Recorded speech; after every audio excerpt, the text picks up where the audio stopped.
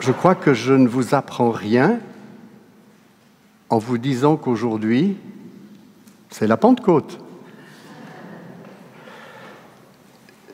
Je n'ai pas eu à me creuser la tête et à chercher la face du Seigneur pendant des minutes, des heures, pour savoir quel serait le thème du message d'aujourd'hui.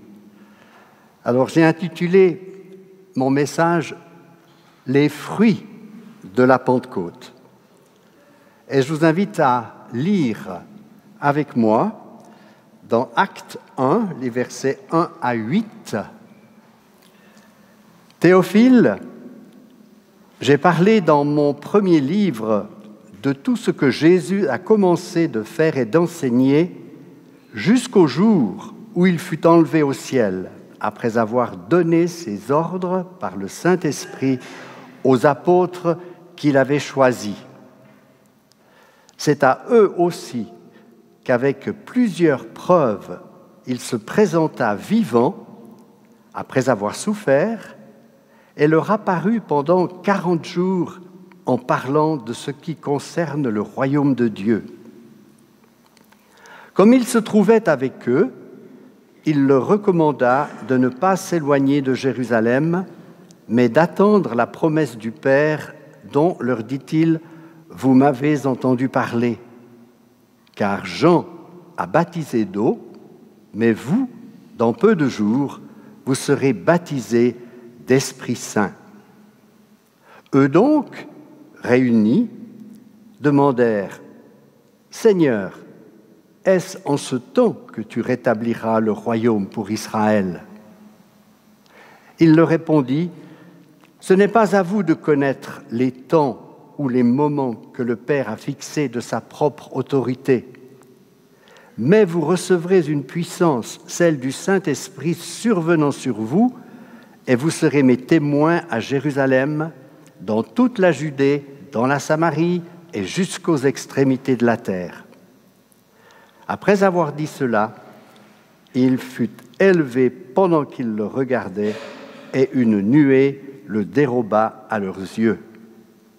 Je poursuis la lecture au 2e chapitre, les versets 1 à 13. Lorsque le jour de la Pentecôte arriva, ils étaient tous ensemble dans le même lieu. Tout à coup, il vint du ciel un bruit comme celui d'un souffle violent qui remplit toute la maison où ils étaient assis.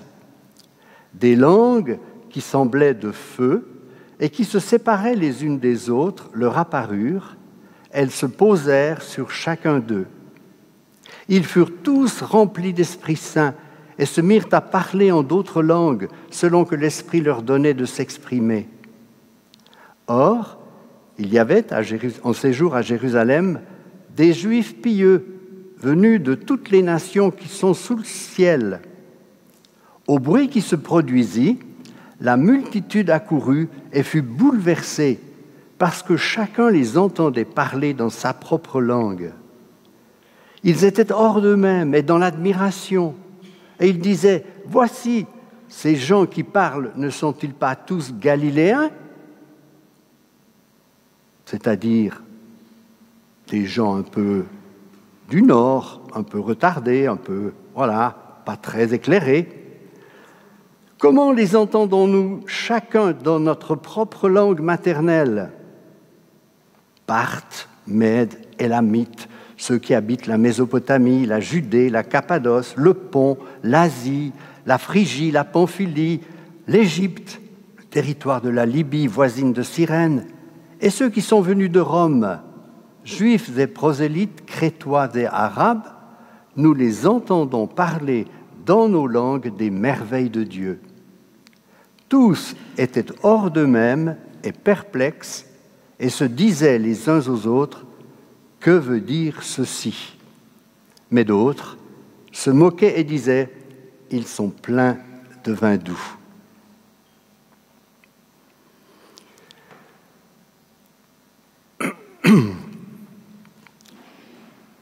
C'est la première fois, au verset 8 du chapitre 1, que le Saint-Esprit nous est présenté comme une puissance. Jean, dans son évangile, a parlé de fleuve d'eau vive en référence à l'Esprit. Il en a également parlé en le nommant le Paraclète, le Consolateur, l'Avocat. Mais ici, Jésus promet une puissance à ceux qui sauront l'attendre patiemment à Jérusalem. Ce terme « puissance », en grec « dynamis », a donné en français « dynamique » ou « dynamite ». C'est donc une nouvelle révélation de l'action de l'Esprit Saint qui est donnée aux disciples.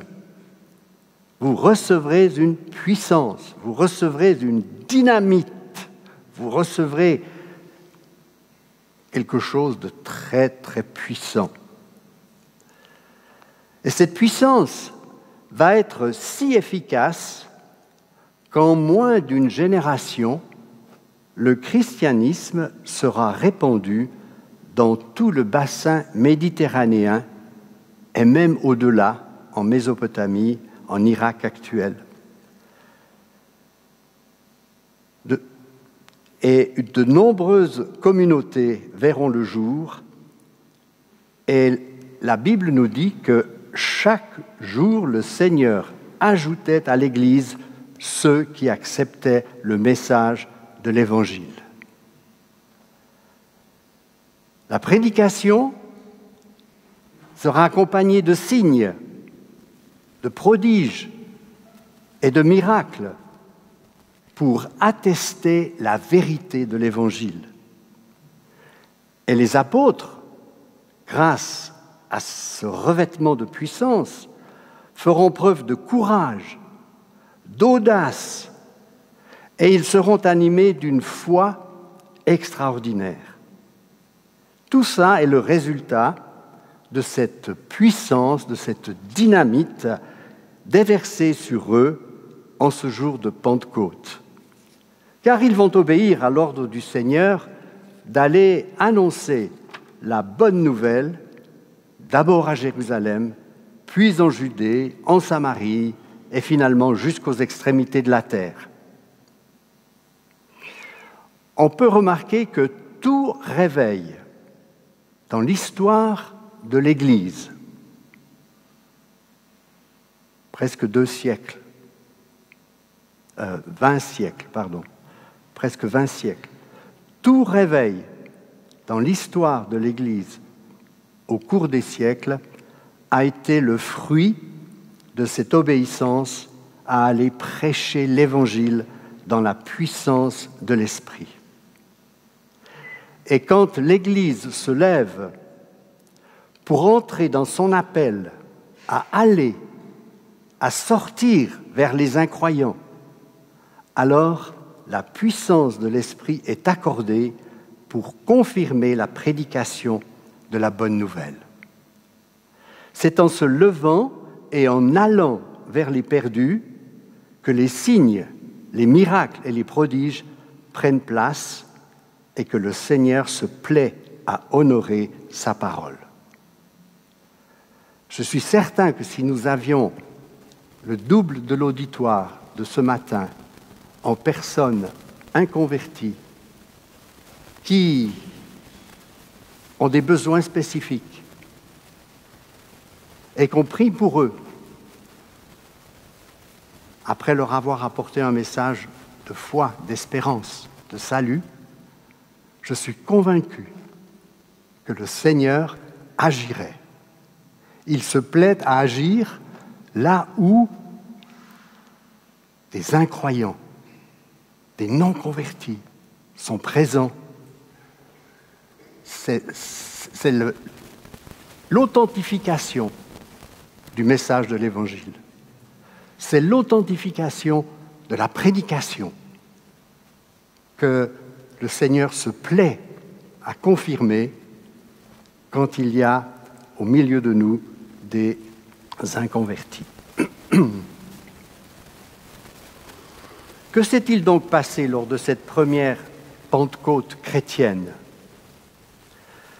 Comme on l'a lu, il se trouve que des milliers de pèlerins juifs se trouvaient à Jérusalem ce jour-là, car la Pentecôte est une fête juive très importante. 50 jours après la Pâque, elle était la fête des prémices, la fête, oui, des prémices, premier fruit consacré à l'Éternel, les prémices que l'on consacrait à l'Éternel, ou la fête de la moisson.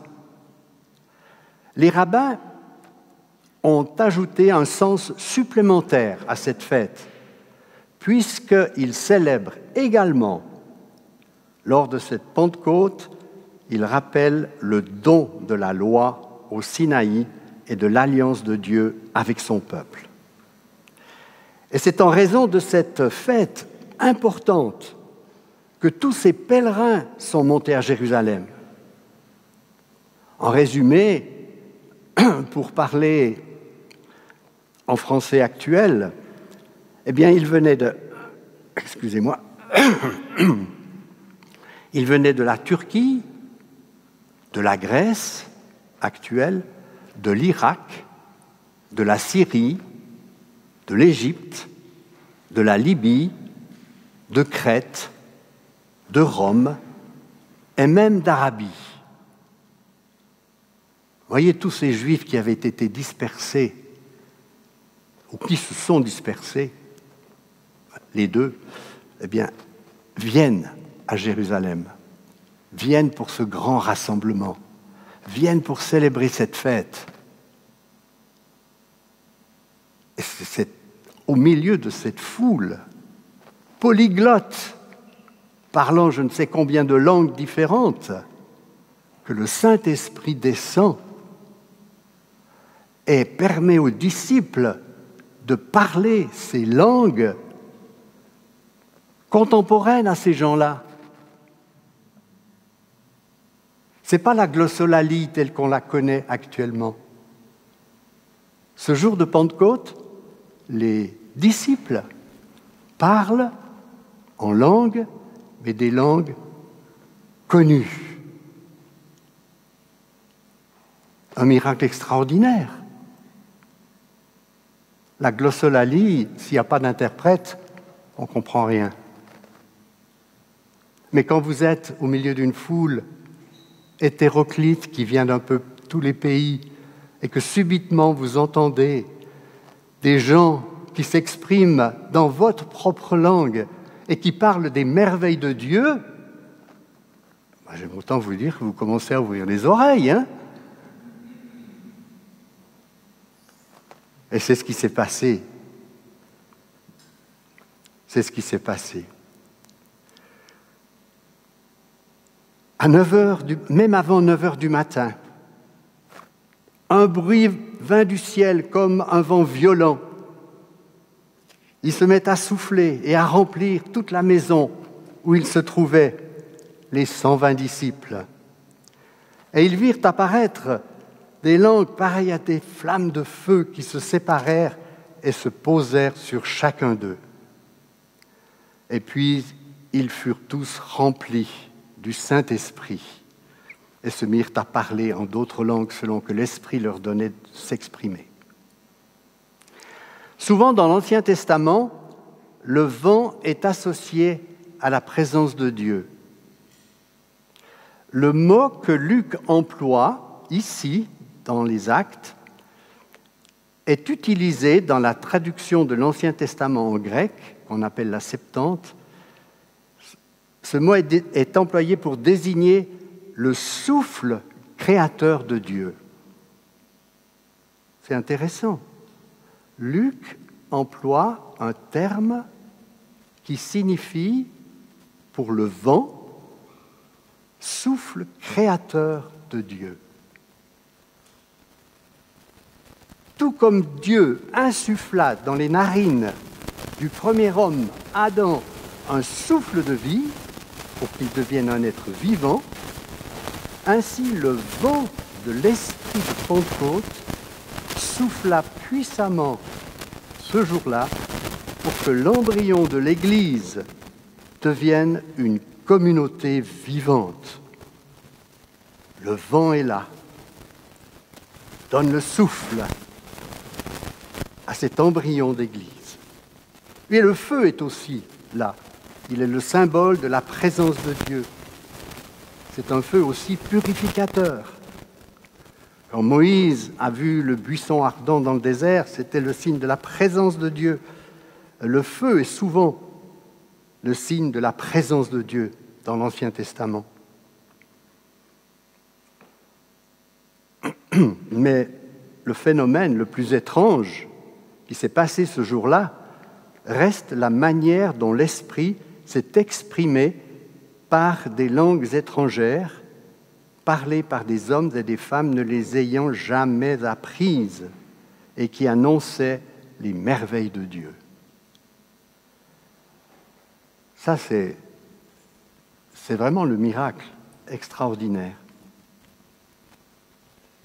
Est-ce que vous avez déjà entendu, dans une église, si vous avez un petit peu voyagé, est-ce que vous avez déjà entendu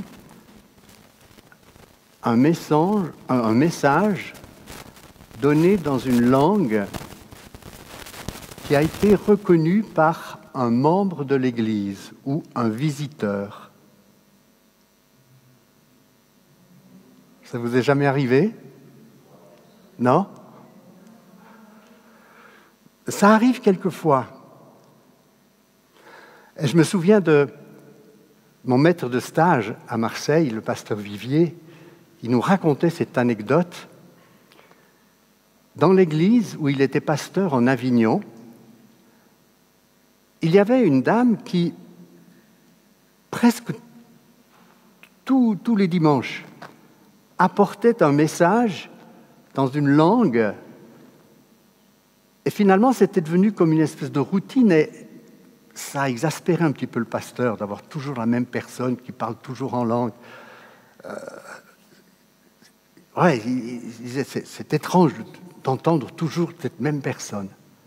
Puis un jour, il s'est trouvé dans cette église un Congolais qui a reconnu dans ce que cette femme priait, parlait en langue, le langage de sa tribu.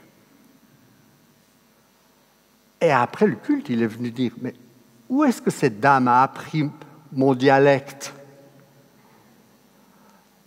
Et le pasteur lui a dit, mais à nulle part, elle est française, elle n'est jamais sortie de la France. Eh bien, elle a parlé ce matin dans mon dialecte, et elle glorifiait le Seigneur. Vous voyez, parfois, l'Esprit nous surprend.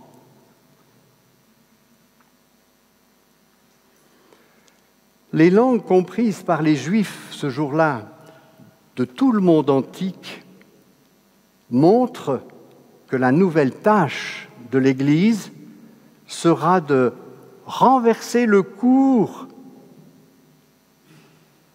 de l'histoire inaugurée à Babel. Vous vous souvenez l'histoire de Babel, la tour de Babel, hein?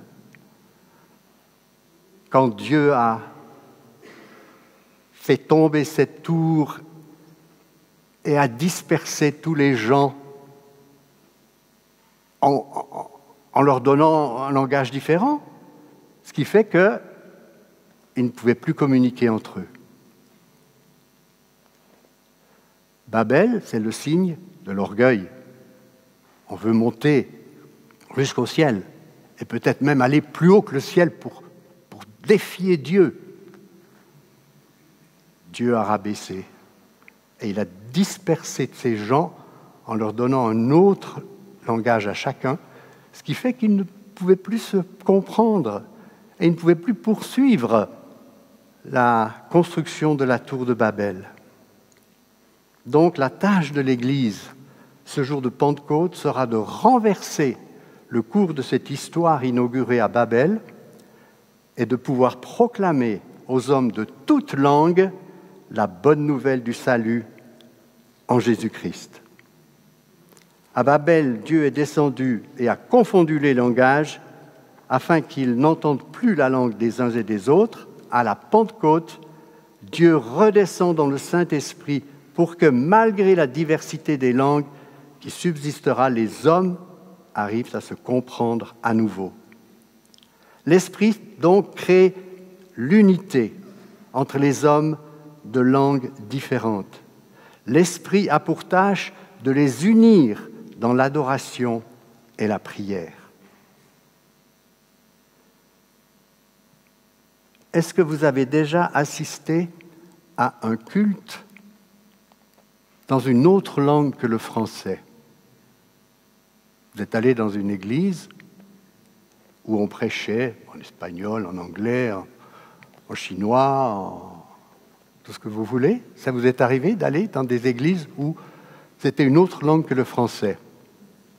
Allez. Est-ce que vous vous êtes senti étranger? Est-ce que vous avez ressenti comme quoi vous étiez à part?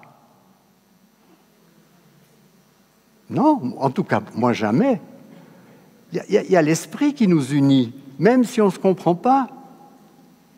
Mais l'Esprit est là et il nous unit et on arrive à entrer dans la présence de Dieu au travers des frères et sœurs qui louent le Seigneur en d'autres langues que la nôtre. Et ça, je trouve que c'est extraordinaire.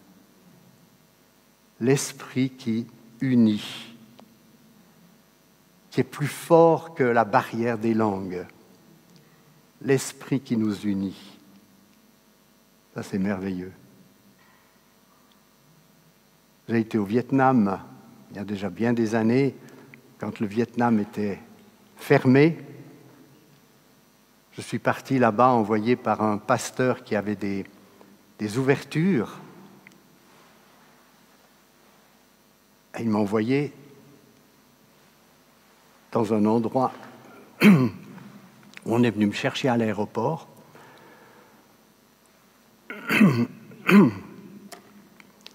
Et on m'a mis un casque parce qu'on partait à la campagne sur une petite moto. Et comme il faisait chaud, j'avais les bras dénudés. Et puis le brave frère vietnamien qui était venu me chercher m'a mis le casque, m'a mis des lunettes. Ça, on ne vous reconnaîtra pas. Mais il faut couvrir vos bras parce que vous êtes poilus et les Vietnamiens ne sont pas poilus. Ils sauront que vous êtes un étranger. Il fallait vraiment que ça soit incognito. Et on m'a emmené à la campagne, loin de la ville, où là se réunissait un petit groupe de frères et sœurs que j'étais venu enseigner. Et pendant une semaine, j'ai partagé la parole de Dieu dans cet endroit où tous les matins, on m'emmenait et tous les soirs, je retournais dans la famille qui m'accueillait. Et savez-vous qu'à l'extérieur de cette maison dans laquelle j'enseignais, il y avait un garde qui était là pendant toute la journée. Et quand c'était l'heure de rentrer, il partait en avant et il disait « C'est bon, il n'y a pas d'espion, il n'y a pas de... Vous pouvez y aller. » C'était vraiment tendu, hein, vraiment tendu. Le pasteur avec lequel je suis parti et qui envoyait des containers était allé avec moi pour accueillir ces containers qui arrivaient d'Europe et pouvoir les distribuer aux Vietnamiens. Lui, il a été arrêté. Il a été arrêté et expulsé sur le champ. Régime communiste, n'oublions pas. Mais quelle joie de pouvoir être avec ses frères et sœurs qui avaient soif de la parole. Et j'ai pu apporter tout mon cours d'apologétique, défense de la foi, que j'apportais à Libetto à l'époque. Donc, où que vous alliez sur cette terre, si vous rencontrez des personnes nées de nouveau de l'Esprit, alors vous êtes en communion avec elles. On se comprend, on est sur la même longueur d'onde, parce qu'on a le même Saint-Esprit. Récemment, on avait fait un voyage avec le pasteur de Corvey et nous sommes partis en Tunisie. Et on a participé au culte à Tunis, au culte de l'Église réformée de Tunis. Parmi de nombreux frères et sœurs de l'Afrique noire, parce que, en raison des problèmes qu'il y avait à ce moment-là en Côte d'Ivoire, la Banque centrale africaine s'était déplacée à Tunis. Et il y avait donc de nombreux Africains qui avaient rejoint le culte de l'Église réformée. Et on s'est retrouvés là, parmi nos frères et sœurs de l'Afrique noire. Il y avait quelques Blancs et quelques Tunisiens. Mais quel merveilleux culte, je me souviens, on a vécu. On a chanté ensemble notamment « Dieu Tout-Puissant ».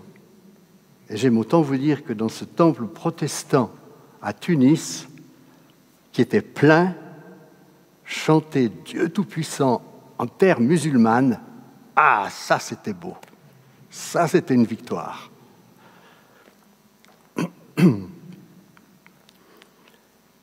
Cette union qui unit les frères et sœurs en Christ, eh bien, c'est un des fruits durables et permanents de l'événement de Pentecôte. Et lorsque nous serons tous réunis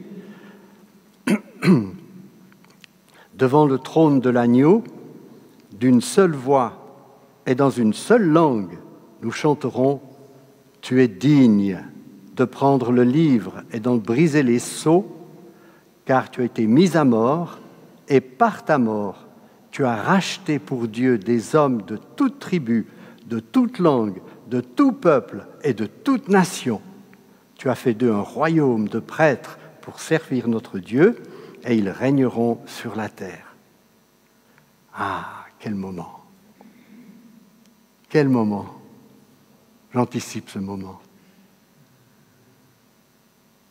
Serais-je enlevé pour aller à la rencontre du Seigneur? Ou bien devrais-je passer par la mort? Peu importe. Peu importe. Je sais que à la résurrection, eh bien, nous pourrons chanter tous ensemble ce cantique merveilleux devant le trône de l'agneau, d'une seule voix et dans une seule langue. Alors à ce moment-là, le don de parler des langues inconnues cessera, la prophétie prendra fin et Dieu sera tout en tous. Et le but ultime de la Pentecôte sera atteint. Mais en attendant, je vous propose, frères et sœurs, de rechercher cette plénitude de l'Esprit. Soyons revêtus de cette puissance pour le témoignage et allons dans la force de l'Esprit pour accomplir les œuvres que le Seigneur désire accomplir au travers de nous par son Église. Et puis, pour conclure mon message, je citerai différents domaines où la dynamique de l'Esprit s'est exprimée dans l'Église primitive, la première Église. Ils avaient ce dynamisme, cette puissance dans l'évangélisation. Pierre a été guéri de sa timidité. Il a été relevé après avoir renié le Christ. Et Pierre n'a plus de crainte, il n'a plus de peur. Les disciples sont remplis de cette dynamique de l'Esprit qui les rend forts. Dynamisme aussi dans la pratique des dons spirituels. On les voit qui pratiquent des dons de guérison, des dons de miracles, de discernement des esprits et des dons de parole de connaissance. Il y a vraiment un dynamisme qui prend place dans le ministère des apôtres et qu'on aimerait retrouver au sein de nos églises. Dynamisme aussi dans la prière. Les actes nous montrent que tous ensemble, ils allaient au temple pour prier. Tous ensemble, nous dit les actes des apôtres, ils se réunissaient pour glorifier le Seigneur, pour invoquer le Seigneur. Ils étaient tous ensemble pour pratiquer l'amour et le partage, comme on lit dans les Actes au chapitre 4, verset 32. La multitude de ceux qui avaient cru n'était qu'un cœur et qu'une âme.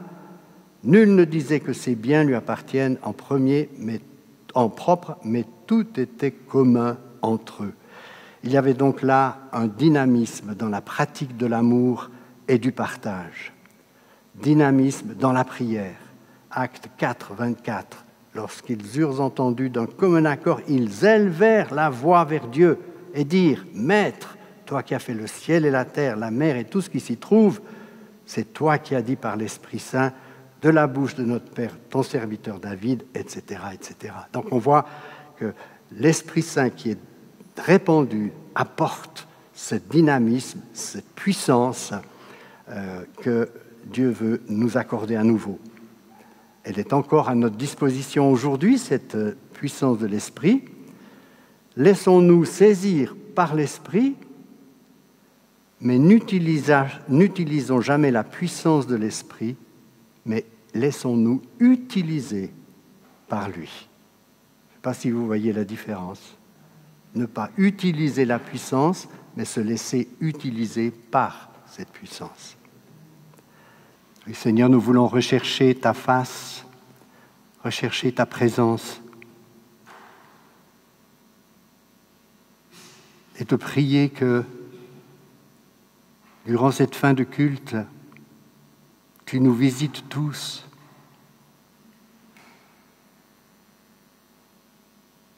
que tu nous baptises tous de cette puissance, de cette dynamite de l'Esprit,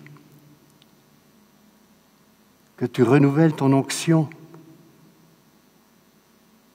dans chacun de nos cœurs et que nous puissions aller dans la force, dans la puissance, dans la dynamique de ton esprit.